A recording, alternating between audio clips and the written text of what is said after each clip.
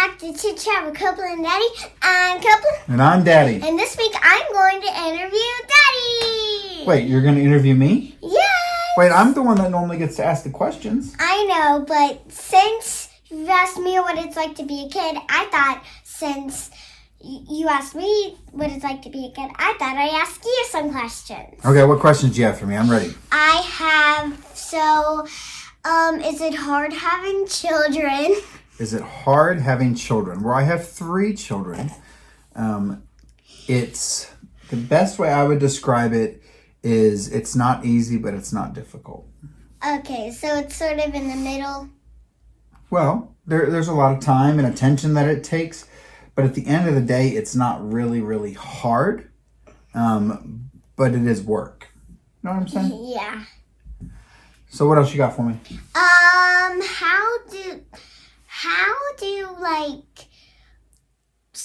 How would you deal with a situation that, like, when your children are fighting, and, like, how would you deal with that? Okay, so how do I deal with a situation when my children are fighting? So the way we normally deal with it, and you can correct me if I'm wrong here, we normally ask you guys what you're fighting about, right? Yes. And then we try to make sure we can understand you. So we make sure that you're heard, that you guys get to explain why you're fighting about. You kind of get to explain both sides of the story. And then we try to come up with a resolution. And a lot of times that resolution is involved, one of you might have to apologize if you've done something wrong, right? Right. One of you might have a consequence if there's something that's been done wrong that's bad. But we try to make the peace by you guys getting along together. Yeah. And you're yawning in the middle of my response. I'm sorry. I think that means you should go to bed early tonight. That's another thing that a dad has to do. We have to worry about your well-being, and your well-being is making sure you're eating right, making sure you're getting enough sleep, making sure you're healthy, making sure you're doing right in school, making sure you're treating people right, making sure you're being respectful, all that kind of stuff. Yeah. So, another question I have for you. How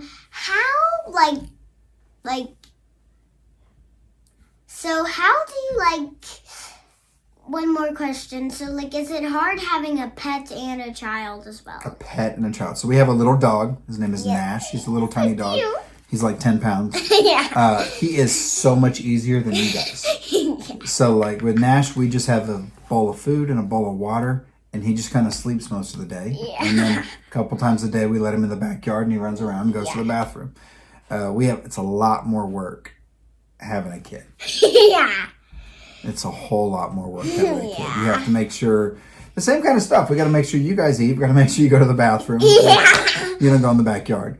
But we have to make sure you do all that kind of stuff. But it is considerably more work taking care of kids. Okay. So another question I have. So, how do you know, what's the right appropriate movie for the child? If you haven't seen it, but they ask to watch it. Okay, most of the time, Mom and Dad don't let you guys see a movie that we haven't seen. Yeah. Or that we don't know information about. Thankfully, Dad kind of keeps his finger to the pulse with most movies, so I kind of know what's going on.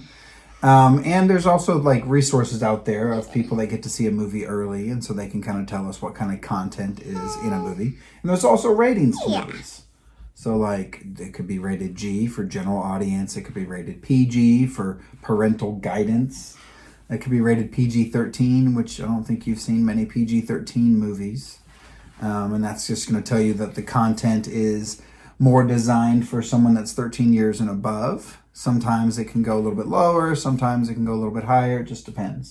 Okay. So what's a movie we've seen recently as a family? So here's a good example. What's a movie that we saw with just you and Greer and we didn't see with McCall? Wonder Woman 1984. It is the best. Okay, so we watched Wonder Woman 1984, and we watched the first Wonder Woman a couple of weeks prior to watching 1984. But we knew that Wonder Woman 1984 was going to be a little intense for the 6-year-old, but we knew that it would be a movie that would be entertaining and encouraging for the 8-year-olds. Yes. So we sent the 6-year-old to the aunt's house, and we let the 8-year-olds watch it with us. And if there was questions about things that happened in the movies, we talked about it. If there was things that you guys had questions about or things that might seem inappropriate, we just handled it, right? Yeah. But it was a really entertaining movie. Yes, it was. You know why I wanted you guys to be able to watch that movie? Why? Wonder Woman is one of my favorite superheroes, especially because I have 3 daughters. And so, as a dad raising 3 little girls that will one day be big women, older, more responsible, I want you guys to understand that you are no different because you are female instead of male. So I want you guys to understand that seeing a superhero that is a female, someone that you can relate to, and doing great things and helping people is something that you can also do. Yeah, but here's one thing different from Wonder Woman and normal girl children. We girls children, we do not have superpowers.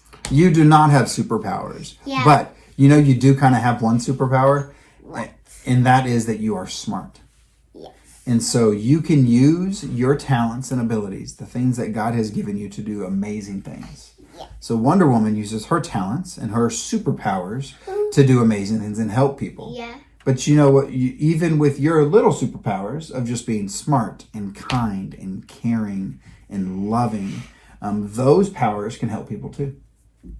Wait, so also, are you also saying like I can use like my smartness and my kindness to help like save the world, like just write like a card to like a person who's hurting right now, and then Yeah, so the best way you can use Wonder Woman, like she flies all around the world because it's a fictitious story and that kind of stuff. So she helps lots of different people around the world. The way you can use your superpower is by helping just one person. So if that's encouraging the friend at school that might be having a rough time, if that's drawing a picture and sending it to someone in the mail, that is something that you can do. And if you do that over and over again, that'll help more people.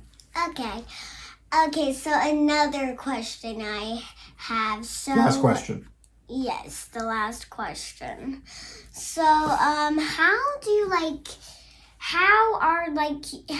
know, like, if the food, how do you know, like, when they're supposed to have a certain food and then when they're not supposed to have a certain food? Okay, so you're talking for, like, babies?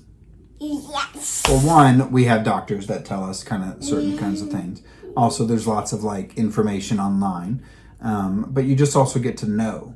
So, like, we understand, like when there's a baby, that, like, you started with milk, and then you went to, like, cereal, and then you went to, like, baby food, and what it all has to do with. And then as you got older, you have, like, regular food. Like, you have, like, salmon or pancakes on a stick. Or pancakes on a stick for breakfast and things like that. So as you get older, your body can handle different types of foods. You like different types of foods.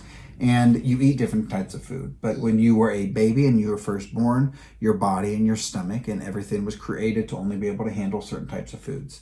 So you have to introduce different types of food as you get older and older. Yes. Okay, so we have a book for this. We do have a book? Yes, we do. I should have picked the book since you were the one doing the questions. That would have been fun. So the book for the week is Good Night Gorilla. Good Night Gorilla. There's also a show of it. Yeah, well, there's like a little short of it. Short of it. We love Good Night Gorilla. Yeah, I have read this book hundreds of times. Yeah, it's one of our personal favorites. Yes. And it actually came from the Dolly Parton Book Club. So here in Tennessee, if you have a kid, you can register for the Dolly Parton Book Club. And every single month for the first 2 years of their life, they will send you a book for free. So because we have this little sticker on the back right here, I'll cover our address. That's the Dolly Parton Book Club, the Dolly Parton Imagination Library. Really cool thing. So we love Good Night Gorilla. So what do you want to tell our friends this week? Stay positive, help friends out, and you can do great things. Bye. Bye. Peace.